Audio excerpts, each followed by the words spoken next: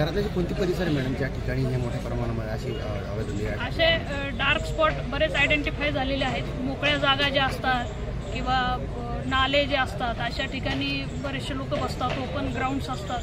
तर त्या सगळ्या ठिकाणी ANC सेल हे प्रातिनिधिक स्वरूपात आहे. सर्व पोलीस स्टेशन गुन्हे शाखा असं संयुक्तिक ही मोहीम आहे आणि सगळीकडून ही कारवाई आम्ही चालू ठेवणार आहोत.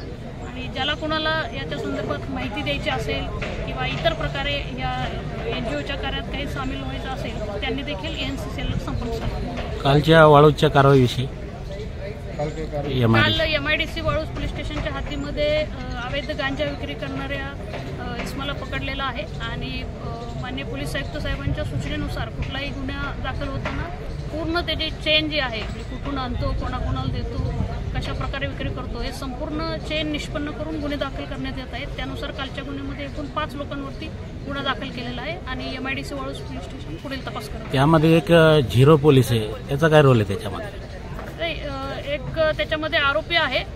त्याच्याबाबतचा माहिती आम्हाला मिळालेली आहे की काही पोलिसांचा गैरवापर नावाचा जर त्यानं केलेला असेल तर त्याच्याबाबत स्वतंत्र कारवाई करण्यात. कारण अनेक अशा कारवाईसाठी किंवा पोलीस स्टेशन अंतर्गत झिरो पोलीसचा वापर होतो, त्या संबंधित काय सांगणार? झिरो पोलिसाची कुठलीही संकल्पना कायद्यामध्ये नाही आहे आणि असं जर पोलिसांचा गैरवापर कोणी पब्लिकमध्ये करत असेल तर त्याच्याबाबत स्वतंत्र कारवाई करण्यात येईल.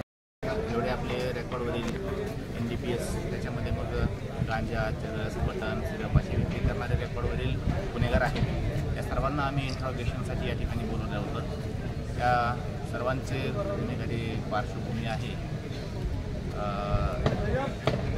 आपल्या शहरातील गुन्हेगारी पाहता बरेचसे गुन्हेगार हे नशेच्या अंमलाखाली किंवा अंमली पदार्थाच्या सेवनाच्या नंतर गुन्हे करतात असं दिसून येतं. त्याचं प्रमाण कमी व्हावं यासाठी या सर्वांना समज देण्यात आलेली आहे.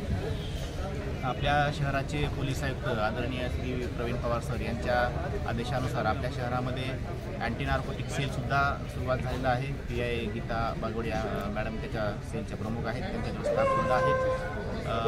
या NDPSच्या अनुषंगाने विशेष कामगिरी करण्यासाठी हे पत्रक तयार झालेलं आहे आणि जे आरोपी आहेत NDPSचे जे रेकॉर्डवरचे त्यांच्यावरती विशेष लक्ष आम्ही ठेवून आहोत.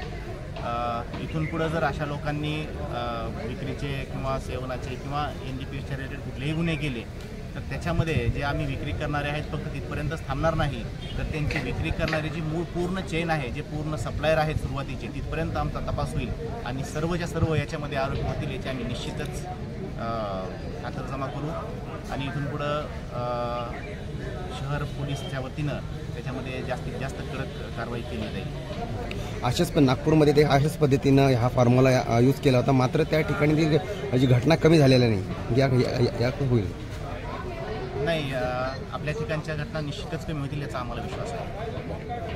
किती वर्षातल्या कारवाया हे जे गुन्हेगार आहेत किती वर्षातले? मागच्या 10 वर्षातील रेकॉर्ड आम्ही काढलेला आहे. त्याच्यावर जास्त गुन्हे असे आम्ही काही त्यांची टॉप लिस्टसुद्धा तयार केली आहे. त्याच्यावरती आम्ही विशेष लक्ष ठेवतो. हे जे गुन्हेगारी गंभीर गुन्हेगारीमधले का फक्त विक्रीमधल्या याच्यामध्ये? स्पेशल NDPSचे आरोपी आहेत, त्याच्यावरती NDPSचे गुन्हे दाखल आहेत. आता मागील 10 वर्षापासून आहे, परंतु आता कारवाईवरती सातत्य राहणार आहे का सर याच्यात? निश्चितच आमचा अँटी नार्कोटिक सेलचा एक नंबर आहे, विशेष नंबर, तो सुद्धा आम्ही सर्वांना पब्लिश केलेला आहे. कुठल्याही नागरिकाला किंवा कोणालाही त्याच्याविषयी काही माहिती असेल, इन्फॉर्मेशन असेल तर त्या नंबरवरती मेसेज करू शकतात किंवा कॉल करून ते कळवू शकतात. त्याच्यावर 100% कारवाई होईल. नाही, आता आपण नंबर दिला होता त्यानंतर आता प्रोत्साहन मिळालेलं आहे या कार्यक्रमाला तुमच्या, परंतु हे सातत्य आता यांना पण तुम्ही सूचना दिलेल्या आहे गुन्हेगारी सोडून व्यवस्थित धंदे पाणी चालू करा, परंतु यांनी पुन्हा जाऊन असे व्यवसाय करू नये. सगळीकडे नोंद असते, आपण कारवाई करणार का कडक? 100% त्यात कारवाई होणार आणि जास्तीत जास्त कडक कारवाई होणार. Okay, thank you.